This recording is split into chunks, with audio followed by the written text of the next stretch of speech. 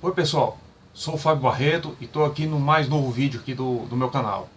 Esse vídeo aqui, peço até desculpa, porque ele deveria ter sido pronto na quinta-feira, mas aí tem vários problemas, depois não pude ajeitar, não pude gravar aqui direito, então ele vai sair agora no domingo.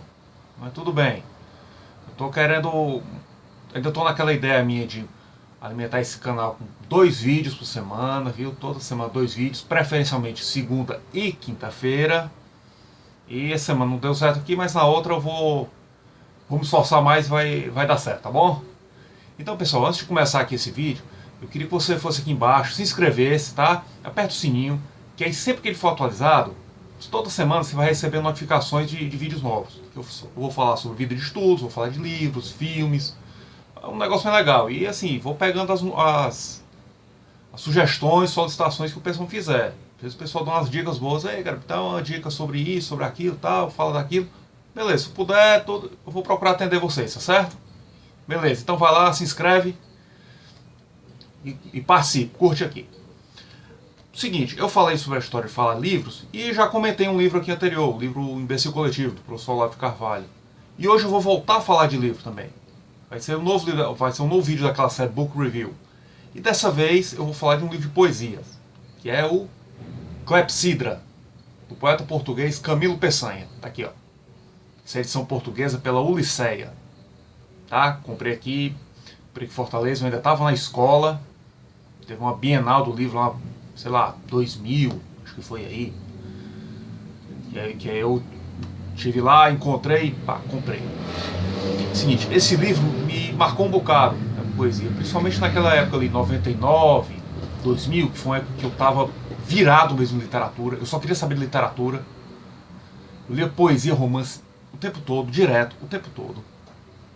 Quase sem parar. Eu acordava pensando em literatura, dormia pensando em literatura. Era a minha matéria favorita da escola.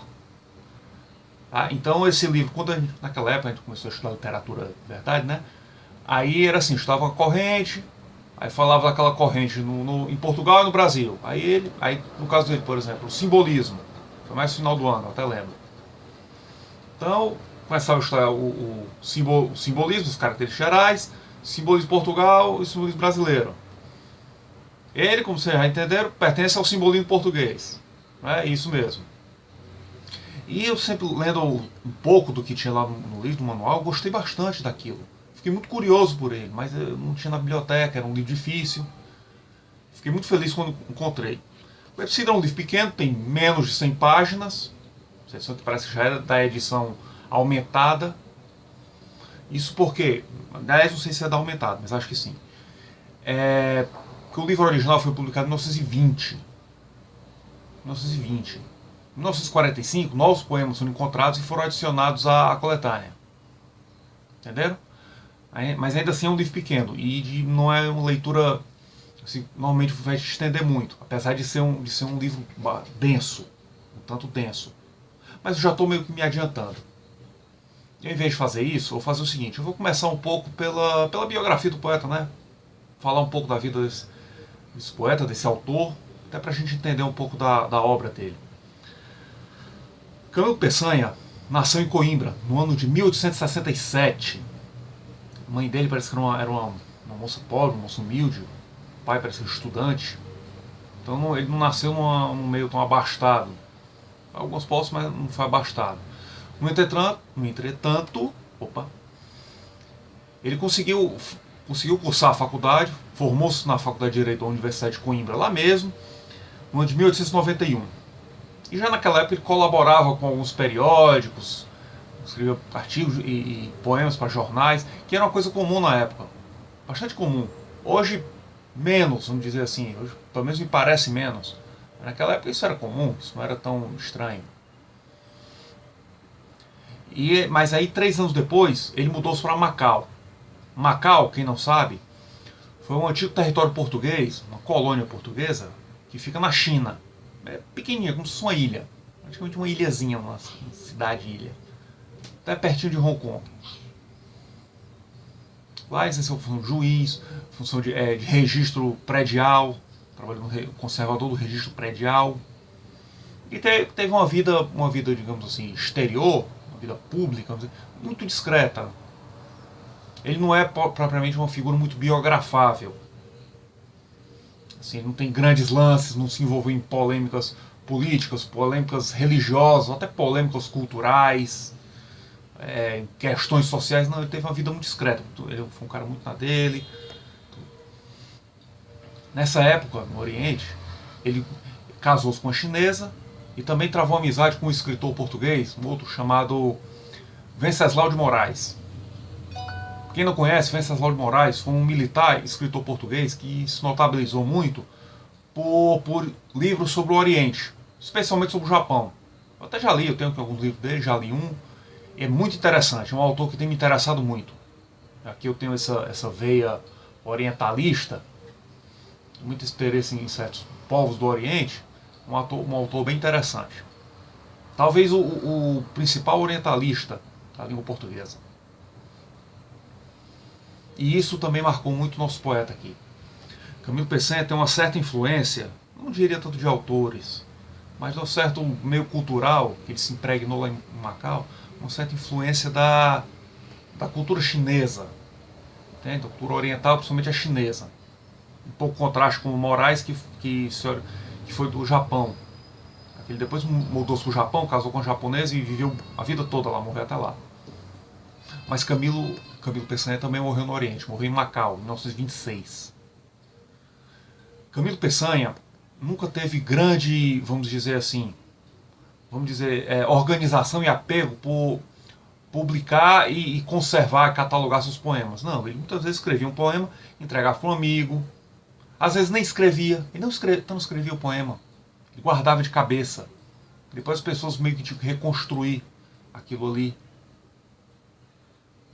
Por isso que boa parte da obra dele se perdeu. E essa antologia que nós temos aqui, que é basicamente o único livro dele, é pequena, por isso ela é pequena. Ela tem menos de 100 páginas. Eu digo que é praticamente porque muito tempo depois dele ter morrido, se descobriu que ele tinha um livro lá de texto, mas ele texto em prosa, sobre a China, que quase não é conhecido. Quase não é conhecido, é quase assim uma coisa de aficionados. Pouquíssimas pessoas leram, pouquíssimas pessoas têm esse livro. Eu não tenho. Eu até vou procurar ver se encontro. Mas tem toda essa influência nele e essas características são bastante importantes. Vocês devem ter se lembrado que eu falei que ele teve uma vida discreta. Verdade. Mas ele tinha uma vida interior, uma vida subjetiva, de ebulição, fervendo. Muito intensa. Muito intensa. Camilo Peçanha foi um poeta simbolista puro. Você vê nele o simbolismo com todo o seu vigor. E por que eu digo puro? Porque os outros poetas simbolistas portugueses, isso aí, claro, contando no contexto da literatura portuguesa, não eram assim. Todos eles, Eugênio de Castro, o introdutor do simbolismo no Portugal, ou até Antônio Nobre, todos eles ainda tinham um quê de parnasianos, um quê das gerações anteriores. Camilo Peçanha não, 100% simbolista. Porque nele você percebe muito bem a questão da subjetividade, as evocações, a musicalidade, que é um traço bem característico da poesia simbolista. Para você ver a musicalidade e também essa influência oriental, eu vou ler aqui um poema para vocês. O poema chama-se Viola Chinesa. Bom, já deu para anotar aí, né, Cintia? Aqui, encontrei. Ao longo da viola amorosa, vai adormecendo a parlenda, sem que, amadornado eu atenda, a lenga-lenga fastidiosa. Sem que o meu coração se prenda, enquanto nasal minuciosa, ao longo da viola amorosa, vai adormecendo a parlenda. Mas que cicatriz melindrosa há nele, que essa viola ofenda, e faz que as azitas distenda numa agitação dolorosa, ao longo da viola amorosa e segue. Perceberam aí a musicalidade? Musicalidade que vem do uso das aliterações, que é com o jogo das vogais. Ele também sabe jogar às vezes com as consoantes, o jogo silábico, que produz um ritmo muito interessante à poesia, que é um valor muito caro ao simbolismo, muito caro à poesia simbolista. Perceberam aí? Pois bem, ele tem isso mesmo. Essa é uma marca, um traço claro da poética de Camilo Peçanha. Você percebe também, lendo os poemas dele, características como a dor, a importância da dor. A vida é marcada pela dor, marcada pela dor. Mas ao mesmo tempo ele tem como uma reverência à dor, porque ele sente que não consegue viver sem ela. Nisso aí se percebe uma ideia meio que a vida é dor, que é uma ideia que tanto está presente na filosofia de Schopenhauer, que aliás influenciou muitos simbolistas, como também do budismo. Foi o Oriente de novo aí, falando com ele. Foi o Oriente passando aí. Entre outras características também, aliás, nessa coisa da dor, você pensa também o quê? A inutilidade da vida que ele sente nisso. Entendem? Ele é um poeta também, coisa que me atraiu bastante nele, porque é uma profundidade que ele é mais trabalhosa para o leitor. Assim, são poemas belos, bem construídos, mas eles te chamam mais e te exigem mais esforço para você penetrar nessa intimidade dele, nesse espírito dele. Não é um poeta fácil, ou por exemplo, de um formalismo, que se esgota no formalismo. Por exemplo, muitos poetas parnasianos, neoclássicos, são assim. São mestres na técnica métrica, no uso de palavras bem colocadas, mas o sentido delas se esgota muito fácil. Você logo entende tudo que ele teve para te dizer. E sempre que você relê aquilo ali, vai sair a mesma coisa, porque já esgotou a intuição. A carga semântica, a intuição poética meio que se acabou já. Camilo Peçanha não, ele exige mais do leitor. E essa exigência, dá essa ideia de conquista de uma obra que ao mesmo tempo singela e profunda, é uma das características mais fascinantes da Clepsydra. Poemas que usam de uma musicalidade, de um ritmo e também de uma fluidez. Uma ideia que passa muito nele é uma ideia da fluidez aquática. As coisas estão fluindo, elas passam. Que até está muito relacionado ao título. Para quem não sabe, Clepsydra é o nome de um relógio d'água. Clepsydra vem do relógio d'água. E todo o livro é marcado por essa ideia de fluidez. O tempo que passa, que flui, que se escorre. Vou até ler aqui mais 2 poemas aqui para vocês terem um pouco mais da ideia do valor da poética de Peçanha. O primeiro deles é um soneto sem nome, mas diz assim, ó. Sempre me fascinou isso. Foi um dia de inúteis agonias, dias de sol, inundado de sol. Fulgiam nuas as espadas frias, dia de sol inundado de sol. Foi um dia de falsas alegrias. Dá-lhe a esfolhar-se o seu mole sorriso. Voltavam os ranchos das romarias. Dá-lhe a esfolhar-se o seu mole sorriso. Dia impressível mais que os outros dias. Tão lúcido, tão pálido, tão lúcido.